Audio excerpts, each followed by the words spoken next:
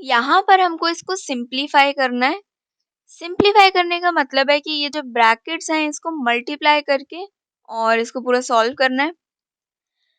यहाँ पर ये वाला ब्रैकेट मल्टीप्लाई हो रहा है इसके साथ, तो मैं काम करती हूँ, पहले इन दोनों को मल्टीप्लाई कर लेती हूँ, फिर इसको देखेंगे।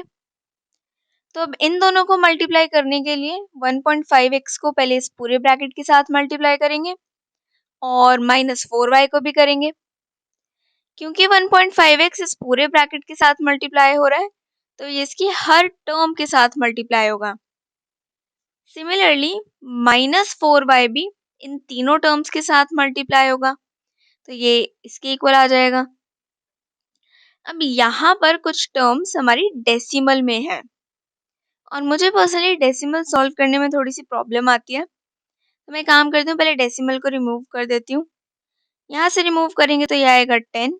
सिमिलरली यहाँ पर भी 10, क्योंकि डेसिमल के बाद एक ही नंबर लिखा हुआ है, और यहाँ पर भी आ जाएगा 10। और इसको हम लिख सकते हैं ऐसे। अब यहाँ पर मुझे दिख रहा है कि 15 और 10 आपस में कट रहे हैं, लेकिन अभी मैं इनको काट नहीं रही, क्योंकि डिनोमिनेटर में 10 है तो आगे सॉल्व करने में इसको आसानी रहेगी, तो इसको एज इट इज छोड़ देते हैं। अभी इन दोनों को मल्टीप्लाई करने के लिए 15 को 15 से मल्टीप्लाई करेंगे, तो ये हो जाएगा 225 और 10 इंटू 10 हो जाएगा 100। और यहाँ पर है x इंटू एक्स यानी कि एक्स स्क्वायर। यहाँ पर है 4 यानी कि इसके डिनोमिनेटर में 1 है। 4 को करेंगे 15 से मल्टीप्लाई, तो हमारा आ जाएगा 90।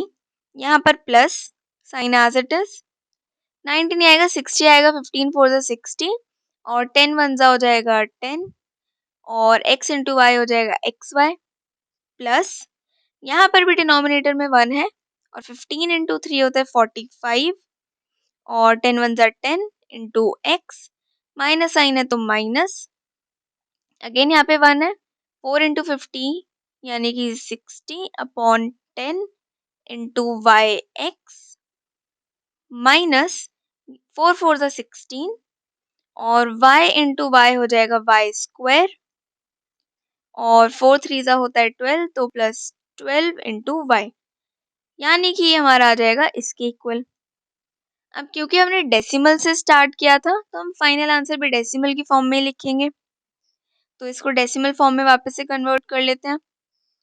यहाँ पर क्योंकि नीचे 2 0 हैं, तो राइट हैंड साइड से स्टार्ट करके 2 नंबर छोड़ के हम डेसिमल लगा देंगे, तो ये हमारा हो जाएगा 2.25 एक्स स्क्वायर प्लस, यहाँ पर एक ही 0 है तो एक 0 छोड़कर लगा देंगे, एक डिजिट छोड़कर लगा देंगे राइट हैंड साइड से, तो ये हो जाएगा 6.0, जो जिसको हम 6 भी लिख सकते हैं, तो ये हो जाएगा 6xy प्लस, यहाँ पर भी एक 0 है तो ये हो जाएगा 4.5x minus 6yx minus 16y square plus 12y, यानी कि इसके इक्वल आ जाएगा।